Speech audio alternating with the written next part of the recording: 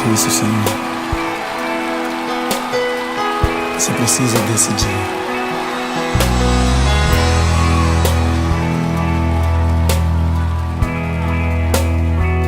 Quando chega o momento da decisão, Senhor, como escolher? Quando ouvi o filho perguntar, e o cordeiro onde está? Seu coração sangrou. Dia 11 de junho, sábado, em Sorriso, aqui na Igreja Metodista Wesleyana, aconteceu a homenagem ao meu filho Isaac Abraão, de 9 anos e 10 meses, que faleceu no último dia 3 de junho. O momento foi marcado por muita emoção e também uma palavra pregada a todos os pais que estavam presentes. Nós, da Igreja Metodista Wesleyana, tivemos que ter esse momento para mostrar às pessoas que a morte para nós cristãos é apenas um momento, uma passagem para algo muito maior. Nesse vídeo você vai acompanhar momentos do culto e também a pregação da palavra, a mensagem que foi direcionada a todos os pais. E a fé te pede um sim, quando é preciso enfrentar, e a alma quer fugir. É difícil ser como Abraão e um filho entregar, ser Isaac e deitar-se sobre as pedras do altar.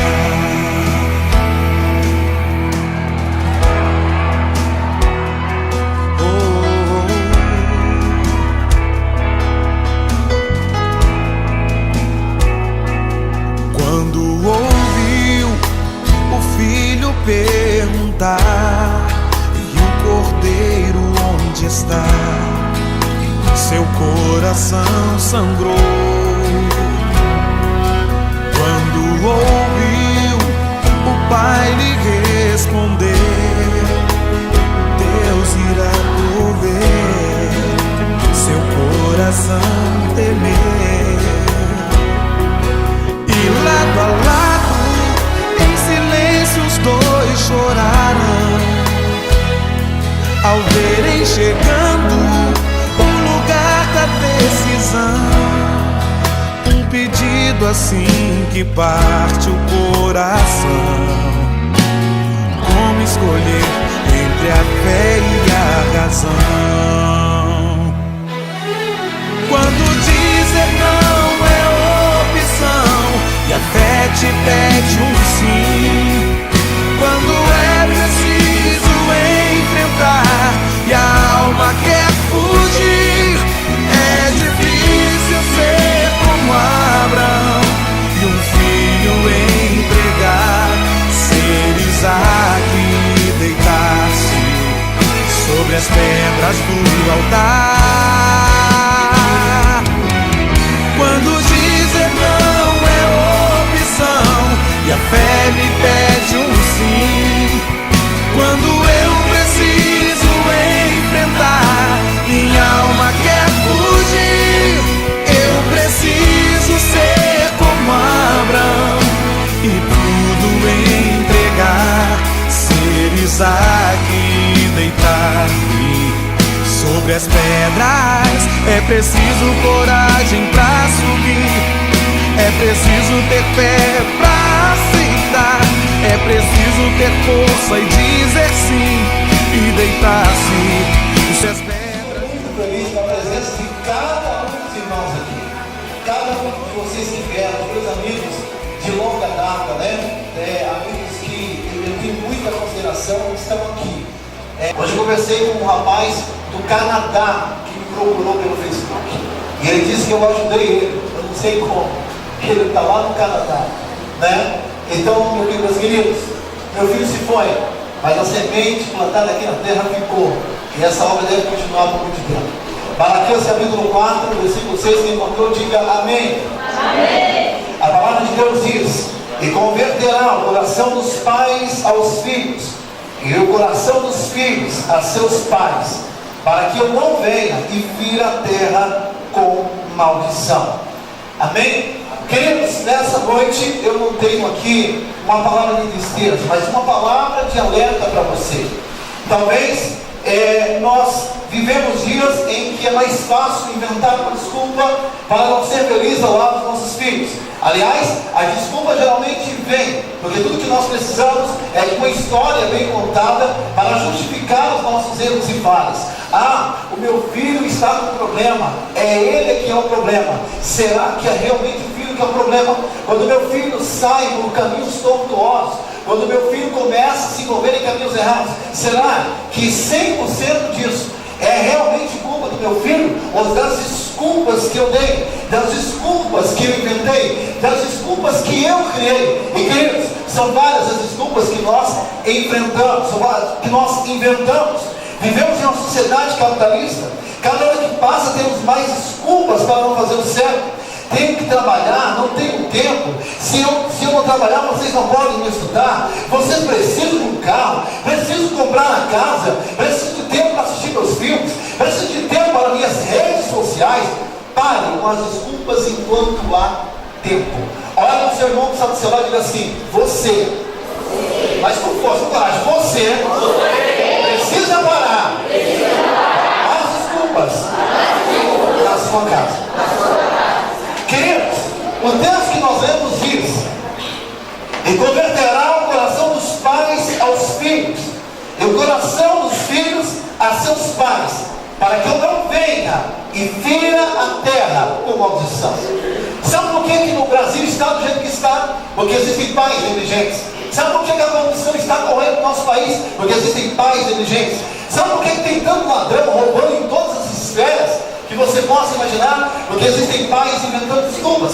Sabe por que tem tanto filho na droga? Porque tem tanto filho na bebida? Por que nós temos gente matando gente? Porque temos pais e mães inventando desculpas esfarrapadas para não dar a educação, não dar a orientação que o filho precisa. Meu querido, você pode contar a história que você quiser. Um dia estaremos diante de Deus e lá não vai ter desculpa. O dia que estivermos diante do Senhor, não adianta dizer: Deus, eu tinha que trabalhar, o Senhor tem que me compreender. O dia que você estiver diante do Senhor, Ele vai perguntar: por que é que você não amou o seu filho? Por que é que você não orientou o seu filho? Por que é que você deixou ele fazer o que ele queria? Não vai ter desculpa. Ah, Deus, é porque é assim, é porque é assado. Querido, deixa eu dizer uma coisa: as desculpas estão destruindo as famílias, as desculpas estão destruindo os casamentos, as desculpas estão destruindo a relação de pais e filhos, filhos com pais. Do mesmo jeito que há desculpas no relacionamento do pai para com o filho, da mãe para com o filho, também há desculpas dos filhos para com os pais. E você vai criando um filho, você vai criando um ciclo vicioso. Mas teu filho vive criando desculpas. Será que ele está criando desculpas exatamente porque você também cria desculpas? Será que os nossos filhos não estão criando desculpas porque nós temos o hábito de inventar uma desculpa, de criar uma justificativa? Pergunta para o seu irmão: que desculpa você está inventando? Que desculpa você está inventando, irmão? Pergunta para ele. Acorde, pai, acorde, mãe. Seu filho precisa de abraço. Tem gente que corre de abraçar o filho. Quantas vezes o filho chega: eu quero dar um abraço. Filho, eu não tenho tempo agora, eu estou no celular, eu não estou ocupado, eu preciso responder essa pessoa no Facebook. Ei, eu estou aqui, eu não tenho tempo agora. Aliás, a maior desculpa do século XXI: eu não tenho tempo. É a desculpa perfeita, a justificativa perfeita. Como se Deus fosse aceitar isso, como se Deus fosse compreender a nossa falta de tempo. Queridos, não há justificativas para fazer o que é errado. Quando seu filho procurar te abraçar, te abrace, por favor. Te abrace. Abrace. Sabe por quê? Porque o que aconteceu conosco me ensinou uma coisa: nossos filhos não são imortais. Meu filho nunca ficou uma noite no hospital. No máximo uma gripe, uma febre, ou uma dor de garganta. Eu não sei o que é gastar com remédio daquela criança. Gastei, mas muito pouco. A criança saudável. E todo mundo olhava e dizia assim: isso daí vai fazer faculdade. Todo mundo olhava e dizia: esse menino vai ser inteligente, ele vai ser isso, vai ser assado. E Deus o levou antes que pudesse cumprir. Da hoje a minha esposa lembrava que o sonho dele era ir para o Rio Grande do Sul e conhecer a neve. E nós não tivemos tempo ou não atentamos logo para esse sonho. Porque a gente tem uma mania de adiar as coisas, né? A gente tem uma mania de dizer amanhã a gente vai. Vamos visitar o parente, amanhã a gente vai. Vamos visitar a mãe, amanhã a gente vai. Vamos visitar o meu tio que está doente, amanhã a gente vai. Tadinha, como se as pessoas fossem imortais, como se os filhos fossem ficar do nosso lado a vida inteira. Pare de dizer que você não tem tempo. Acorde, homem. Acorde, mulher. Abraça seu filho. Mas pastor, você tem que entender, é muito chato. Será que você também não é chato? Já viu aquele ditado que diz que a fruta não cai longe do pé? Querido, se seu filho é chato, é porque nós somos chatos. Se os nossos filhos são arrogantes, é porque nós somos arrogantes. Eles aprendem. A nossa casa é uma grande escola. E sabe o que é pior? A gente diz que não tem tempo. E quando ele crescer e virar adulto, ele vai dizer a mesma coisa para os filhos dele. E assim a gente vai criando filhos, netos, bisnetos, negligentes. Pai, mãe, a palavra de Deus diz assim: se alguém não tem cuidado dos seus, 1 Timóteo 5,8, se alguém não tem cuidado dos seus, e principalmente dos da sua família, negou a fé, e é pior do que o infiel. É a Bíblia que está dizendo. A Bíblia diz que a pessoa que não cuida dos seus filhos, não cuida da sua casa, que diz que não tem tempo do seu filho, ele é pior do que o infiel. Ele negou a fé. Mas a gente continua inventando estúpidos. A palavra de Deus diz: e vós pais, não provoqueis a ira dos vossos filhos, mas educai-os de acordo com a disciplina e o conselho do Senhor, caminhando como servos. Mas aí quando tem que disciplinar, quando tem que educar, eu não tenho tempo. Eu não posso. A correria é muito grande. E a gente olha para o filho e fala assim: rapaz, eu tenho que correr, porque se eu não correr, você não vai estudar. Acorde, pai. Acorde, mãe. Seu filho precisa de compreensão. Aí você diz assim: eu estou cansado demais. Eu estou cheio de problemas no trabalho. Desculpa. Meus problemas são maiores do que o seu. Desculpa. Se vira, moleque. Se vira, guria. Você não é quadrado. E quantas outras coisas a gente diz? Filho não está aprendendo. Não aprende porque não estuda. Aí no belo dia você recebe o filho, um caixão de ouro recebido. E você vai sentir vontade de sentar com ele e dar aulas para ele. E você não vai ouvir mais. Sabe por que meu coração está em paz, querido? Sabe por que eu não estou de pé? Porque eu sentei do lado do meu filho para ensinar a tabuada. Porque eu ensinei do lado do meu filho para ler os textos dele e poder corrigir os textos dele. Será que nós não temos sido inteligentes? Quando os filhos estão com problemas, qual é a desculpa que você enfrenta? Qual é a desculpa que você diz? Mas você não conhece a minha vida. Querido, não tem desculpa. Os nossos filhos vão ser resultado das escolhas que fizemos ao criá-los.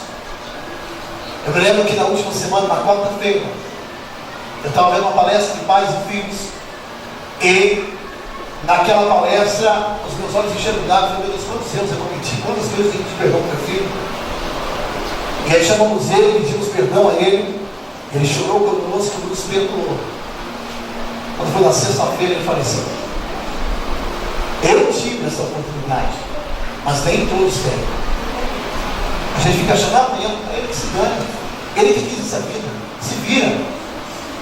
Agora é ele que deu jeito. Eu não falo mais com ele. Eu não quero mais conversa com esse moleque. E aí um belo dia, alguém liga na sua casa dizendo que ele está morto. E você vai fazer o quê?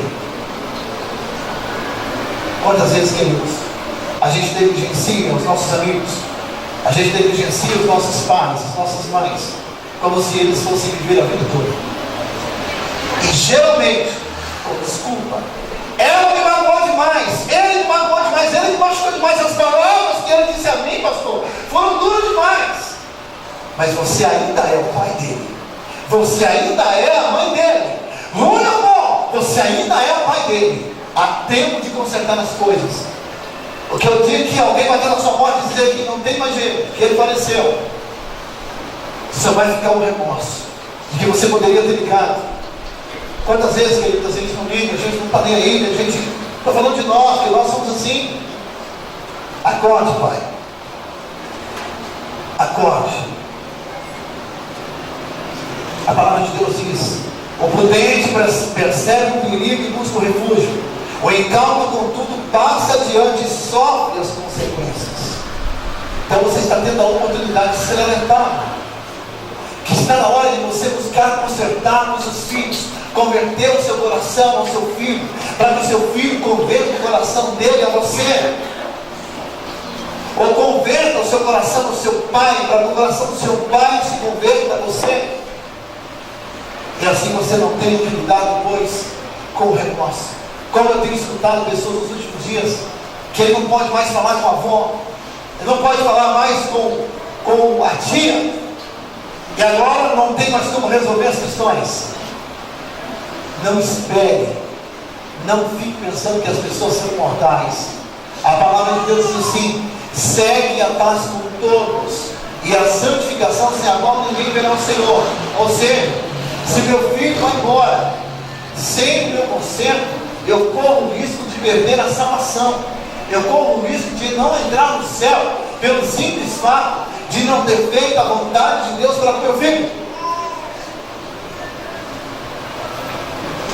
A palavra de Deus diz em Deuteronômio 6, 6 e 7: e essas palavras que hoje te ordeno estarão no teu coração, e as ensinarás a teus filhos, e delas falarás assentado em tua casa, e andando pelo caminho, e deitando-te e levantando-te. Ou seja, em todo o tempo o meu filho precisa estar comigo, em todo o tempo ele precisa da minha atenção, em todo o tempo a minha família é a minha prioridade. Não interessa se vou mandar você embora do emprego ou não, a sua casa é mais importante do que qualquer outra coisa. Porque emprego você arruma outro, emprego você arruma outro, casa você arruma outra, mas filho não tem outro. Aquele filho é insubstituível. Eu posso ter mais 10 filhos, nenhum filho será como Isaac, nenhum abraço será como o abraço de Isaac, nenhum beijo será como o beijo dele. E quantas vezes a gente diz: não, mas aí a gente vai ter os filhos. Quem dera fosse tão simples assim. A sua mãe só tem essa, seu pai só tem esse. Pede perdão, liga para ele, liga para ela. Aproveita enquanto ela está no teu caminho. Pai, acorde. Seu filho ainda está com você, fala com ele, ensina a palavra para ele, fala de Deus para ele, senta com ele. Mas ele não me escuta, não interessa, insiste. Mas não invente desculpas, porque as desculpas não serão aceitas no céu. Se engane, pensa que fala assim: olha, o Roberto foi tão bonzinho, ele só foi descuidado com a família, mas ele foi tão bonzinho. A palavra de Deus diz que Deus vai olhar para essas pessoas e vai dizer assim: aparta-te de mim, eu não te conheço. Porque quem não cuida da sua casa nega a fé, logo ele abre mão do céu, ele abre mão de coisas preciosas. Acorde, pai, acorde, mãe, pare de dar desculpas. Seu filho precisa de conselho. Filho chega e fala: pai, como é? Ele está na frente do futebol. Aí como é que eu faço para resolver isso aqui? Agora é meu futebol. Agora é a minha hora. Sinto muito, eu também tenho direito. De vez em quando a gente fala assim: eu trabalho tanto, agora eu tenho direito. O filho está desesperado, morrendo de desespero, querendo uma palavra, precisando de conforto, precisando de conselho, precisando de uma direção do pai, uma direção da mãe. Agora é o futebol. Ou então, agora é a hora da novela. Quantas vezes a gente faz isso? Agora é a hora do meu filme.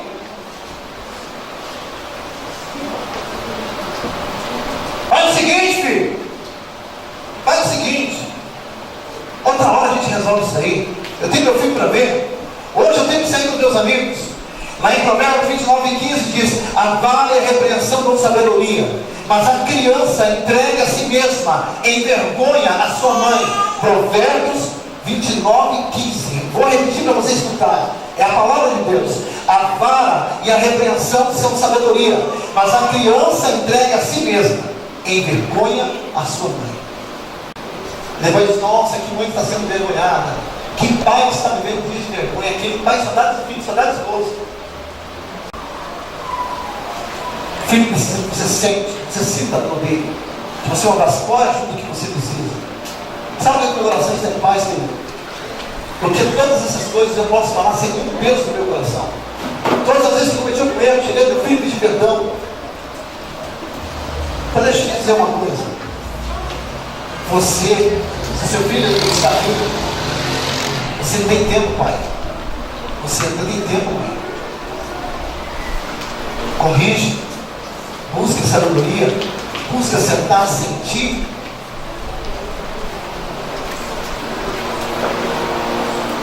Faz o seguinte, filho. Agora eu não posso.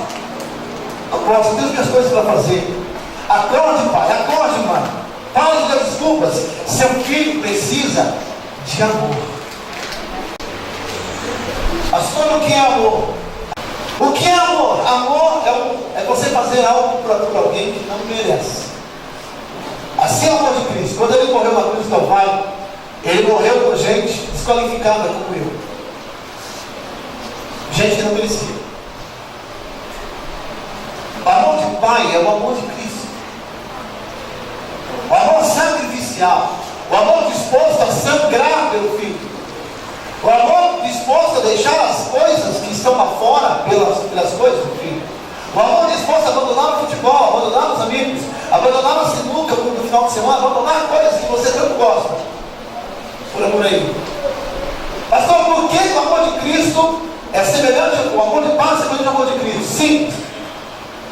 Cristo tinha toda a glória no céu. Ele tinha tudo lá. Mas ele se fez homem, se fez maldição em nosso lugar, por gente que não merecia. Esse é o amor do Pai. E ele sofreu morte de cruz, a pior morte que alguém pode sofrer. E sabe o que é pior, irmãos? Sabe o que eu vejo quando Jesus está morrendo? A mãe acompanha o sofrimento do filho no começo do filho. E aquela mãe não pôde fazer nada. Maria teve que aguentar tudo calada. Maria teve que suportar tudo. Quando os pais não suportam nada. Qualquer coisa que o filho faz, um tapa na cara. Qualquer coisa que ele faz, já vem logo uma palavra dura. Qualquer coisa que ele faz, já vem logo um xingamento, um palavrão. Maria é um exemplo desse sentido. Uma vez Jesus falou para ela assim: que tem meu motivo, mulher? Ela podia muito bem ter pegado uma cinta. Claro que ela não teve atender, porque ele já era mais de 30 anos de idade. Aliás, quando eu disse isso, exatamente, mais de 30 anos de idade. Mas quando ele tinha 12 anos, eles procuraram Jesus, ele tinha desaparecido. E depois encontraram ele com os mestres. Aí ela falou bem: onde você estava, menino? Você não sabe que eu estou aqui para cuidar das coisas do meu pai? Deu uma resposta tudo para Maria. E ao invés de Maria dar uns tapas nele, ela guardou aquilo e procurou isso no caminho do Senhor. E Jesus mudou a história. Sabe por quê? Porque era um pai com amor sacrificial. Quem ensinou isso foi o Pai do céu. Quem ensinou isso para ele? Que pai se sacrifica. Que pai vai até a cruz se for preciso. Os pais da atualidade, infelizmente, estão preocupados só com si mesmos. Que ele tem que dar dinheiro, que ele tem que sustentar, já é o suficiente. Não é o suficiente. Não é. E quando Deus disse para mim assim, falou: filho, eu levei o seu filho, porque você aprendeu a ser pai. Eu só fui entender nesse momento a morte do meu filho. Porque de fato, eu tive um pai, infelizmente, meu pai, coitado. Ele me deu o que ele recebeu. Ele não era de sentar para ficar com o filho. Ele não era de aconselhar o filho. Meu pai, o negócio era na base do tijolo, na base da pedrada. Era isso que eu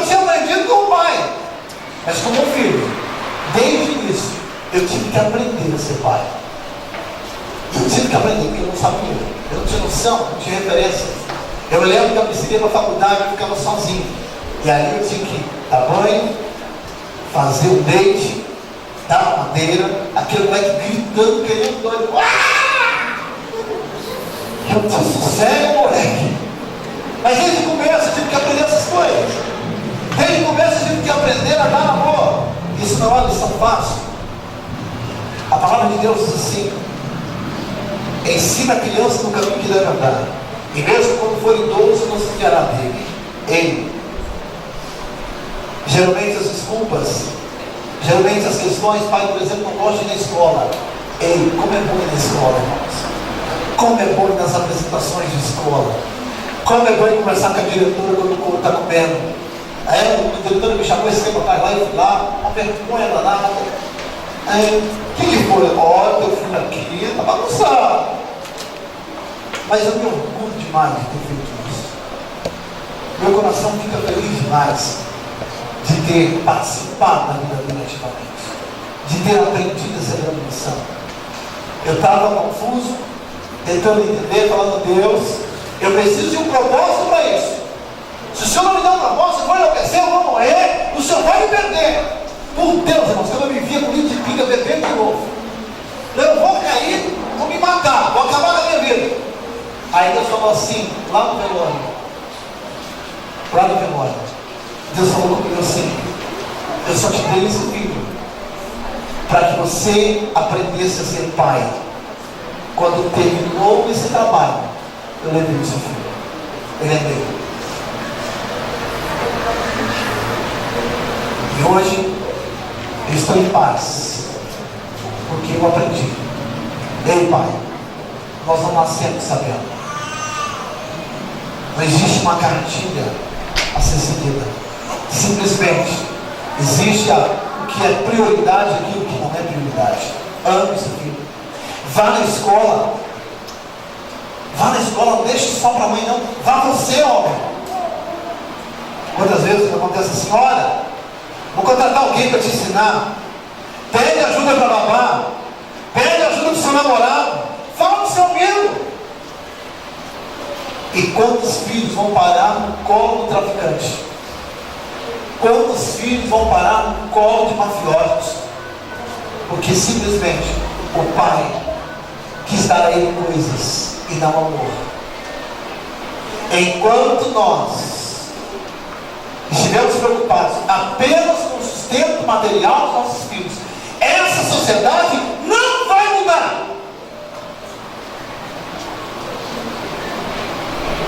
A gente fica na esperança da política mudar. A política não muda enquanto nossos pais não mudarmos. O resultado da política desse país é resultado da nossa falta de amor para com nossos filhos. Então deixa eu te dar um conselho nessa noite, encerrando a nossa palavra. Enquanto há tempo, converta o seu coração com o seu filho. Converta. O que é converter? É você mudar de direção. O que é que você está fazendo agora que você precisa mudar? Acorde. O que você está fazendo hoje que você precisa tirar da sua vida e se tornar uma prioridade? Dizer: eu vou amar meu filho, porque amor é deixar todas as outras coisas por causa dele. Porque é assim que Jesus fez. Ele abriu mão de tudo por sua causa, por minha causa. Isso é amor de pai, é ter a prioridade. Pastor, eu vou parar de trabalhar? Não, mas você vai trabalhar o tempo necessário, não mais do que você precisa. Mas aí eu não compro carro, mas você terá um filho tremendo na sociedade. Um homem honesto, um homem honrado, um homem que, se entrar na política, não vai ser ladrão. Tua contribuição nessa terra é muito maior do que você imagina. Do que adianta você dar carros, casas, dar tudo do seu filho que é material, e ele virar um vagabundo, e ele virar um canalha, e ele virar um que não presta. Querido, troque a sua prioridade nessa noite. Escute o pai que perdeu o seu filho, que não pode voltar atrás. Eu não tenho como voltar atrás, queridos. E ainda bem não ficou nada pendente. E talvez você um dia tenha que lidar com isso. Ah, se eu pudesse voltar atrás. Você não vai poder voltar atrás. Se ele morrer, se você enterrar o seu filho, não tem como voltar atrás.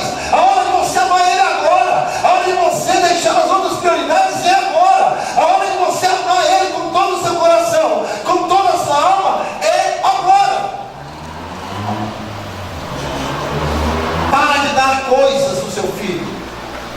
entregue de corpo e alma ao seu filho. Seja o pai, seja a mãe do seu filho. Não deixe a educação para babá, não deixe a educação para a escola. Seja você a referência. Tinha uma cena muito linda hoje. Irmãos, a gente começa a apreciar as pequenas coisas. Minha filha pegou uma garrafinha de água e começou a tentar abrir e falar: pai, abre para mim. Eu peguei a garrafinha de água, abri a garrafinha de água e falei: olha, é isso. São muitos filhos estão entalados, que não conseguem se livrar, estão presos, porque o pai ignora quando ele precisa. Pensa nisso. Leve essa palavra para sua casa. Leve essa palavra para sua família. Viva diferente.